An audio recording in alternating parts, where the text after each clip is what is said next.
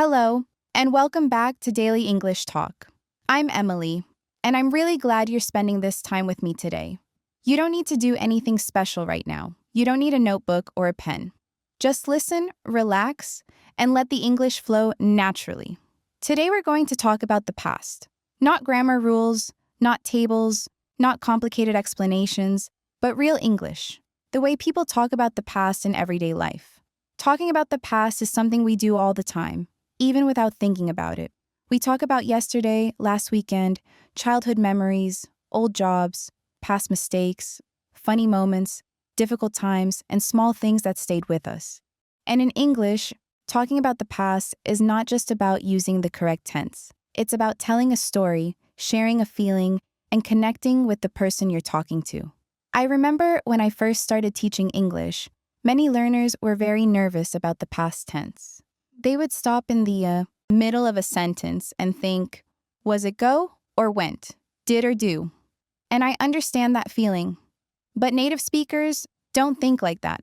We don't stop and calculate grammar in our heads. We think about the moment, the memory, the emotion, and the words follow naturally.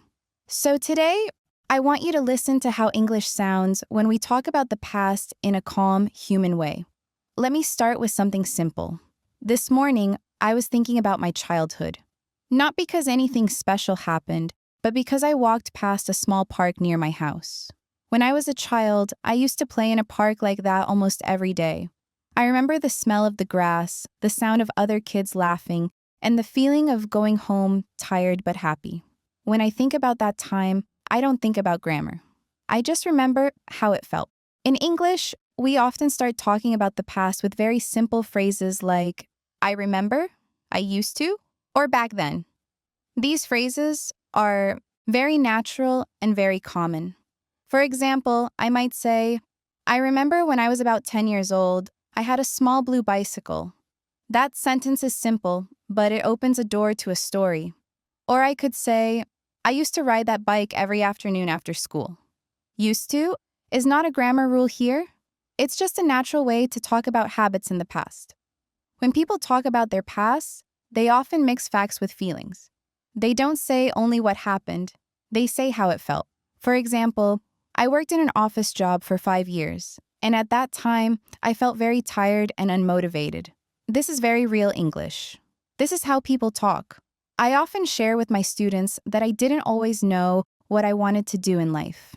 After university, I tried different things. I worked in places that were not right for me. At that time, I felt lost. And when I talk about that now, I don't feel sad. I feel grateful because those experiences taught me something. Notice how naturally the past comes into this kind of conversation. I worked, I felt, I learned. These are simple past forms, but they sound natural because they are part of a story. Another thing I want you to notice is that native speakers often don't speak in short, perfect sentences. We connect ideas, we pause, we add small details.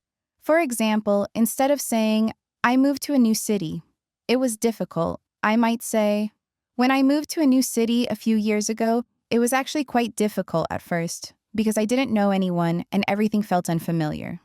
This kind of sentence flows. It feels natural, and when you listen to English like this, your brain slowly starts to understand the rhythm of the language. Let's talk about yesterday for a moment. Yesterday is part of the past, but it's very close to now. If someone asks me, how was your day yesterday? I might say, yesterday was pretty calm. I worked from home, answered some emails, and in the evening, I went for a short walk. This is everyday English. Nothing special, nothing dramatic. But I might also add a feeling. Yesterday was pretty calm, and honestly, I needed that. That's real speech. That's how we connect past events with how we feel now. Many learners think talking about the past has to be interesting or impressive, but that's not true. Most of the time, people talk about very normal things. I watched a movie last night. I cooked dinner. I stayed at home because I was tired. This is real life. Sometimes, when I talk to friends, we don't even plan to talk about the past. It just happens naturally. Someone says, this place reminds me of our old office, and suddenly, we're talking about things that happened years ago. Do you remember when we stayed late every Friday? Do you remember how nervous we were during our first presentation? These sentences are full of past tense, but they feel light and natural. I want you to imagine yourself in these situations. You're not answering an exam question, you're sharing a moment. Now let's slow down and think about how people talk about longer periods of the past, like childhood, school years, or previous jobs. When people talk about these things, they often use phrases like, back then, at that time, or when I was younger. For example, back then, I didn't think much about the future. Or, when I was younger, I thought success meant working all the time. These sentences are reflective. They show growth.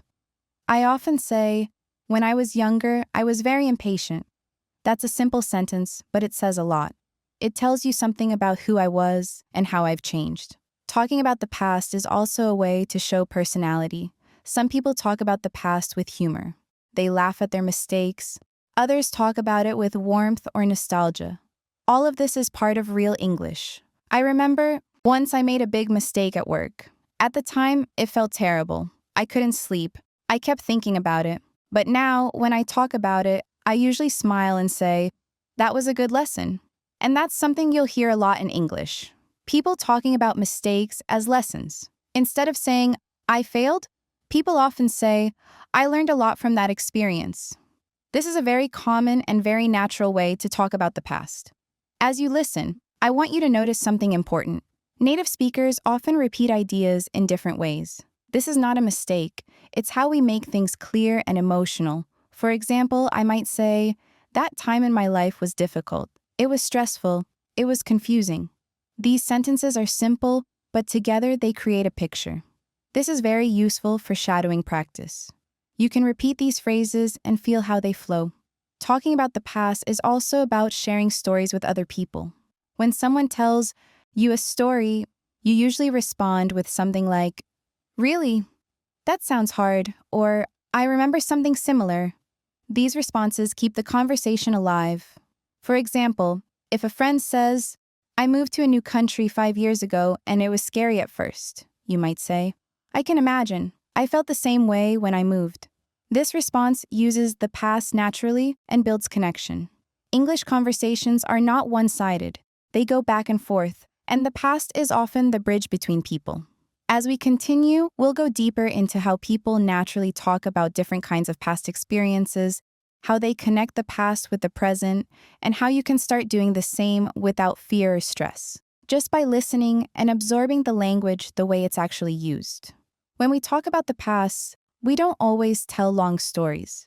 Very often, we talk about small moments, short memories, or simple experiences. And these small moments are actually the most natural way to practice English. For example, someone might say, I tried a new cafe last week, and that's already a conversation about the past. It's short, simple, and real. Then the other person might ask, how was it? And the answer could be something like, it was nice, but a bit crowded. Or, it was great. I really liked the atmosphere. Notice how natural this sounds. No one is thinking about grammar. People are just sharing an experience. I often tell my students that talking about the past doesn't mean telling dramatic stories all the time. Most conversations are about normal life. What you did yesterday, how your weekend was, what happened at work. These are the moments where English really lives. Let me tell you about last weekend. Last weekend, I didn't do anything special. I stayed at home, cleaned my apartment, cooked a simple dinner, and watched a movie in the evening. But even this simple weekend can become a nice conversation in English. I might say, last weekend was very quiet. I really needed some rest. That's it. Simple, honest, and natural. And sometimes, when you talk about the past, you also talk about how things changed. For example, a few years ago, I worked a lot more, but now I try to slow down. This sentence connects the past with the present. Native speakers do this all the time. I do it myself without thinking. I might say, I used to wake up very early every day, but now I allow myself to sleep a bit longer.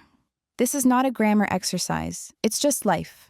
Another thing you'll notice in real English is that people often use the past to explain who they are now. Someone might say, I grew up in a small town, so I really value quiet places. Or, I traveled a lot in my 20s, and that changed how I see the world. The past gives context to the present. I remember when I first started living alone. At the beginning, it felt strange and a little lonely. I wasn't used to the silence. But over time, I learned to enjoy it. Now, when I talk about that time, I usually say, at first, it was hard, but it taught me to be comfortable with myself. This is very common in English, talking about difficulties in a gentle, reflective way. People also often talk about the past with humor. They laugh at themselves. For example, when I first tried cooking, I burned everything. Or, I was so nervous during my first job interview, I couldn't even remember my name. These kinds of sentences are very human and very real. When you listen to English podcasts or conversations, pay attention to how relaxed these past stories sound. There's no pressure, no perfection, just communication. Another important part of talking about the past is reacting to other people's stories. In English, we often show interest with short responses like, "Oh, really? That sounds difficult," or "That must have been exciting." These reactions are part of the conversation. They show you're listening.